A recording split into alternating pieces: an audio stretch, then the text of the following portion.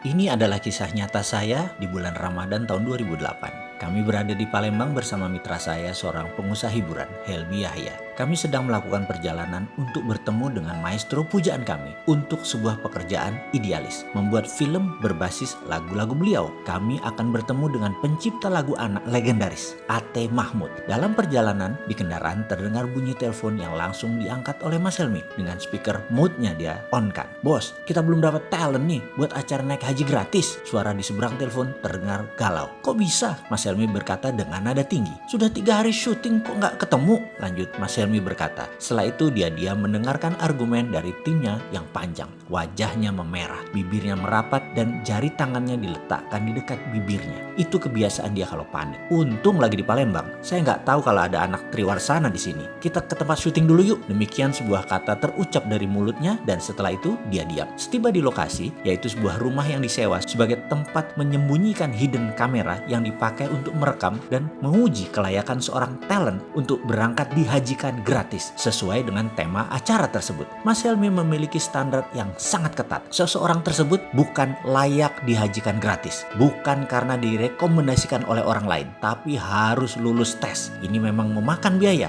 memang memakan waktu, tapi inilah kesempurnaan yang menjadi cirinya. "Mana data syuting talent hidden kamera yang kemarin-kemarin?" katanya lagi. Dalam sekejap dia menyaksikan video rekaman-rekaman para talent tersebut dites berbagai cara tesnya. Dengan hidden kamera kita memperhatikan Ustadz ini, Bapak Anu, ujung-ujungnya tidak ada yang layak. Lalu saya disuruh menilai. "Bosman, kamu lihat tuh yang dites pas sebelum Jumatan, 2 Ustadz." Mas Helmi keluar dengan muka merah. Saya turuti perintahnya dan menyaksikan. Biasa kami menggunakan penguji si Rini, spesialis pengujian. Cantik, dewasa, anggun, lengkap dengan jilbab dan aura kerendahan hatinya. Dia melakukan aksi ujiannya di depan Ustadz yang dimaksud. Dia datang jam 11.30 lalu berkata, "Saya ada masalah dengan perkawinan, saya ada masalah dengan suami saya," dan seterusnya. Dia bercerita sangat meyakinkan. Sang Ustadz talent tadi yang sedang diuji mulai berdalih, mulai mewejang dan menyaksikan adegan tersebut. Maka saya tahu sekali mimik wajah dan gerak mata seseorang yang dalam tanda petik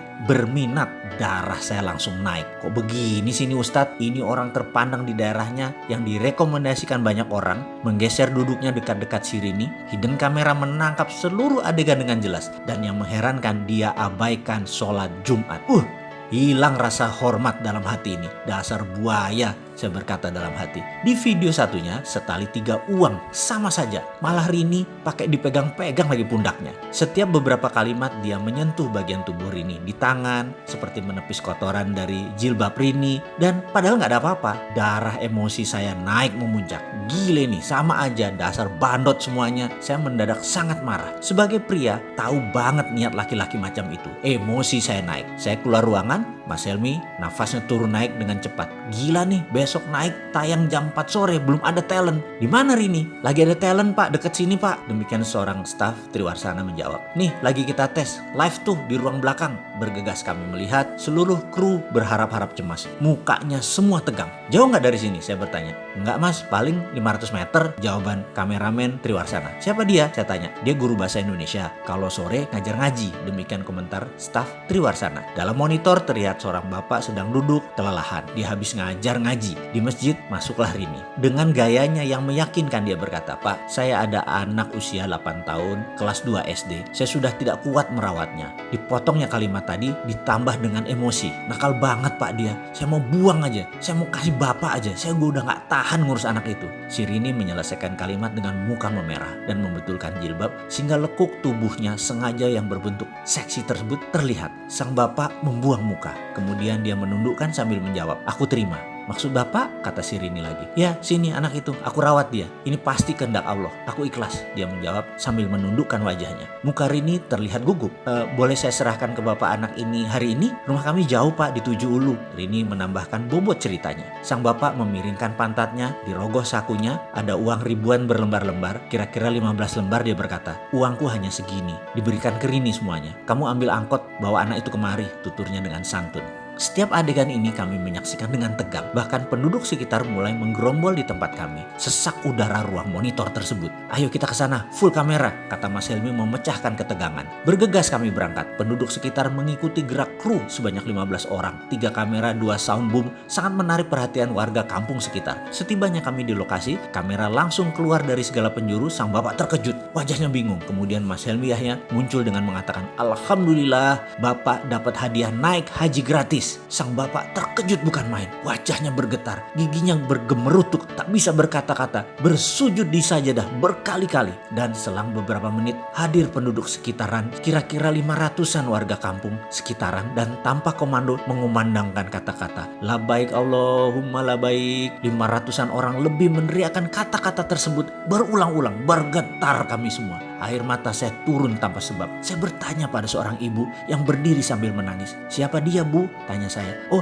dia Pak Rahmat. Dia guru bahasa Indonesia di SD sini. Setiap bulan dia memberikan setengah dari gajinya untuk membayar anak-anak dengan permen, dengan apapun supaya mereka mau mengaji. Jawab sang ibu sambil menggendong anaknya yang sudah agak besar. Setengah, saya terperanjat. Iya, lanjut ibu tadi. Dan itu dia sudah lakukan 25 tahun kira-kira. Saya adalah muridnya pertama-tama. Karena sangat miskin kami tak sanggup belajar, tapi dia membimbing kami. Sekarang pun anakku belajar ngaji sama Pak Rahmat dan masih diberi bonus hadiah supaya rajin mengaji. Saya tersentak. Saya menyaksikan seorang bapak, ia lagi dipakaikan kain ihram, dikumandangkan talbiyah labaik Allahumma labaik oleh separuh kampung, warga kampung yang ternyata mencintai dia. Diarak beramai-ramai dari masjid ke rumahnya, tepat di kediamannya yang hanya berjarak 200 meter dari masjid, untuk dipamitkan dan untuk memohon izin kepada sang istri. Setiba di rumah yang masih beralas tanah, sepasang suami istri renta berpelukan.